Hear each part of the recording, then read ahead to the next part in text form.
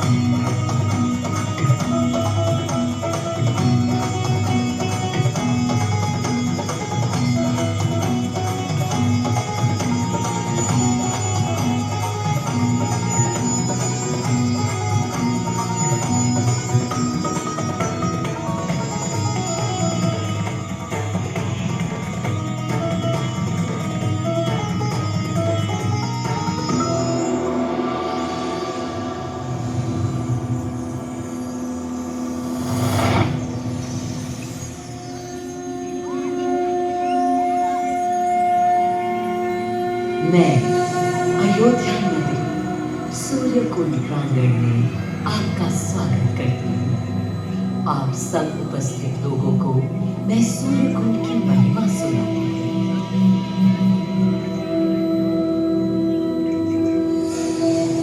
भारत की मिट्टी अनेकों दिव्य आत्माओं की जन्मस्थली है, पर आज मैं आपको कथा सुनाऊंगी भगवान विष्णु के उस अवतार की जिनके अवतरण से मैं पावन हो गई सदा सदा के लिए। मां कौशल्या की गोद में जन्म लिया मर्यादा पुरुषोत्तम श्री राम ने अधर्म के नाश के लिए, धर्म की विजय के लिए।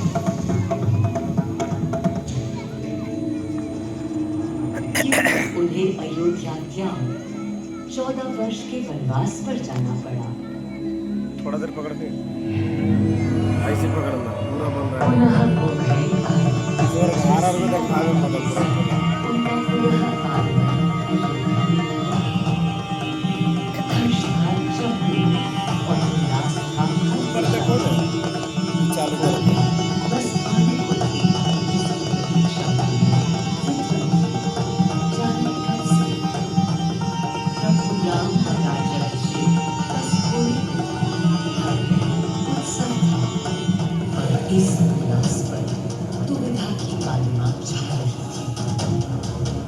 श्री राम प्रसन्न नहीं थे। राज्याभिषेक का कोई उत्साह उनके चेहरे पर नहीं था। उन्हें राज्य का लोभ नहीं था, सिर्फ अपनी प्रजा की चिंता थी।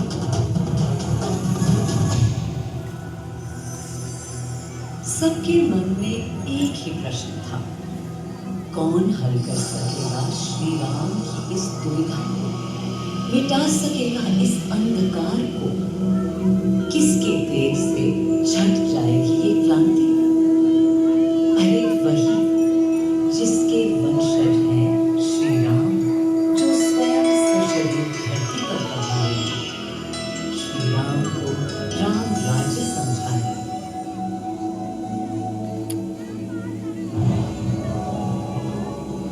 ये गाथा उस शक्ति पुंज की है जो पृथ्वी पर जीवन और सृष्टि का केंद्र था, है और रहेगा।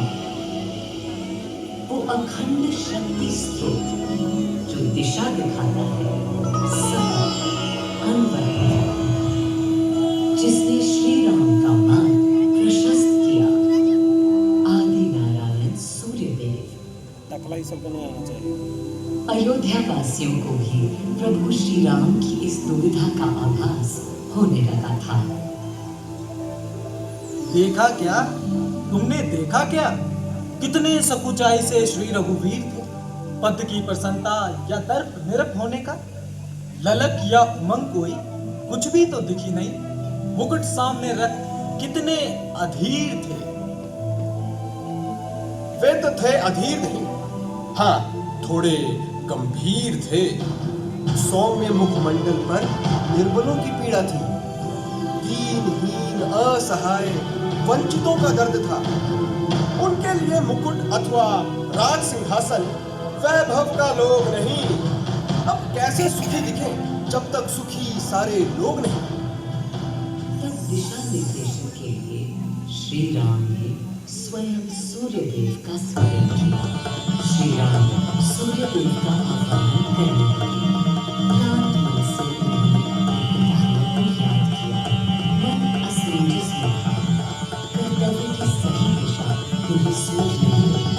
क्या उचित है प्रजा के लिए, उनके लिए, वंश के लिए, धर्म के लिए, शांति के लिए, इसी परामर्श के लिए अंतर्मन से उन्होंने सूर्यदेव को पुकारा।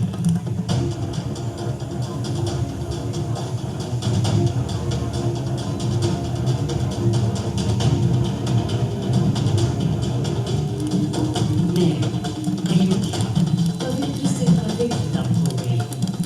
आज स्वयं श्री राम ध्यानरत हैं, मर्यादा पुरुषोत्तम आवाहन कर रहे हैं, उन सकारात्मक शक्तियों का संचार कर रहे हैं जो उन्हें, मुझे और मेरे यानी अयोध्या के हर निवासी को अनंत काल तक सही दिशा दिखाए। संभव है स्वयं सूर्यदेव सशरीर पधारे अयोध्या की धरती पर।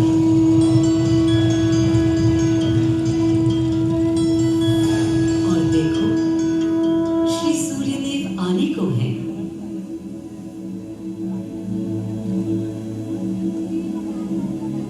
उनकी पहली किरण के स्पर्श से कलियां एक एक कर खिलने लगी। जीवन की कांति हर ओर धीरे धीरे फैलने लगी।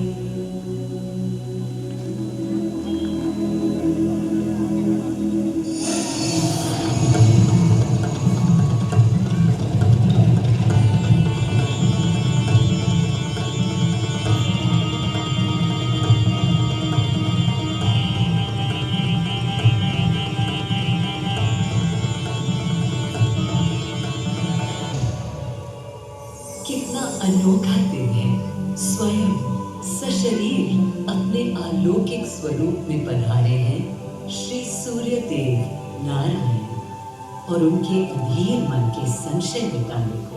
अधीर है या गंभीर है, मैं जानता हूं क्या उनकी पीड़ा।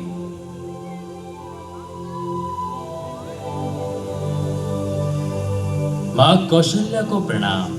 कहाँ है राम? अरे भूलूं ये बात कि कौन बड़ा है। आज्ञा हो तो आपके चरण छू लूं। अरे नहीं नहीं, ये क्या करते हैं आदि पुरुष? ऐसा अनुग्रह सर्वथा अनुचित है। राम वंशज हैं आपके, क्यों पाप का भागीदारी बनाते हैं पितामह? पितामह पितामह होंगे हम ब्रह्मलोक, अब धरती पर जनलोक में आ गए हैं। आइए। चलिए। सूर्य देव के आगमन पर माँ कौशल्या उन्हें मिली और विनती की कि हे देव, मेरे पुत्र की दुविधा दूर करें, उन्हें राह दिखाएं, ताकि अयोध्या का, पूरे भारत का भविष्य निर्धारित हो सके।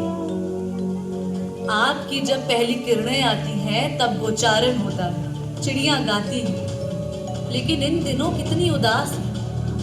कारण है उनके राम की एकाग्र साधना और सुदीर्घ उपवास। सिंहासन की ओर चरण धरना नहीं चाहते, धारण नहीं करना चाहते हैं मुकुट। कोई बात नहीं। राज्य अभिषेक के बाद राज्य जो भी चलाए, राम राज उसका ही तो कहलाएगा। मैं आ चुका हूं तपस्वी राम। मनस्वी राम, अपने नेत्र खोलो।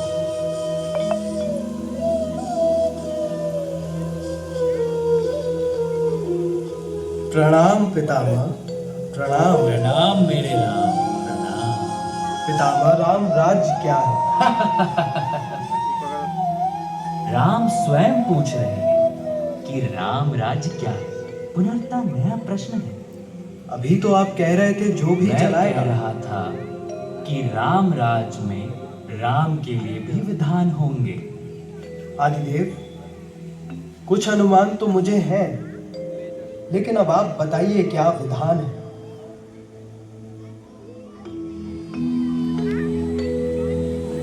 राम राज आशय कल्याण है, निर्बलतम मानव का त्राण।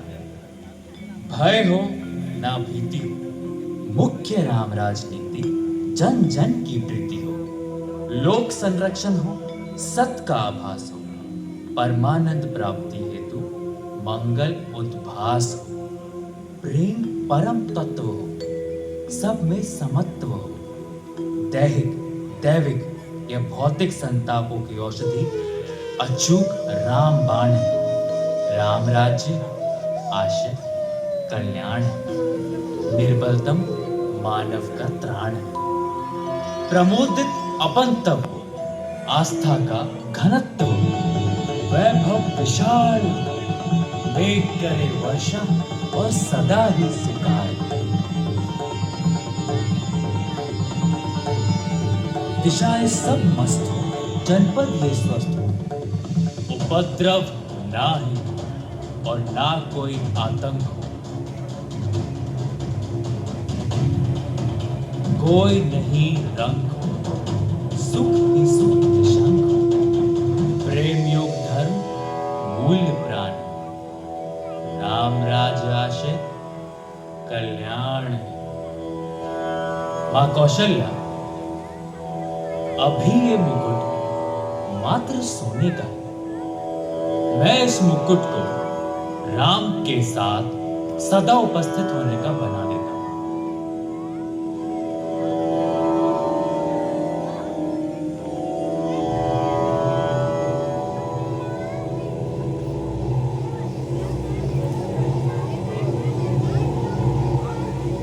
स्वयं सूर्यदेव ने मेरी यानी अयोध्या की धरती पर श्री राम को राम राज्य का वर्णन सुनाया, उसका आधार रखा और उनके मुकुट को अपनी रश्मियों से आशीर्वाद दिया।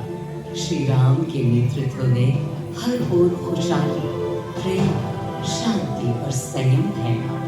हर ओर रोशनी, प्रकाश और जीवन का संगीत गूंजने लगा।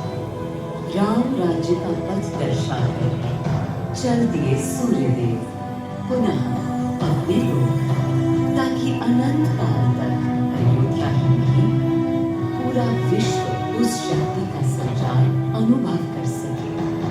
हर दिशा खिल उठी, श्री राम के राम राज्य से, सूर्य देव के स्पर्श से पावन हुई मेरी धरा।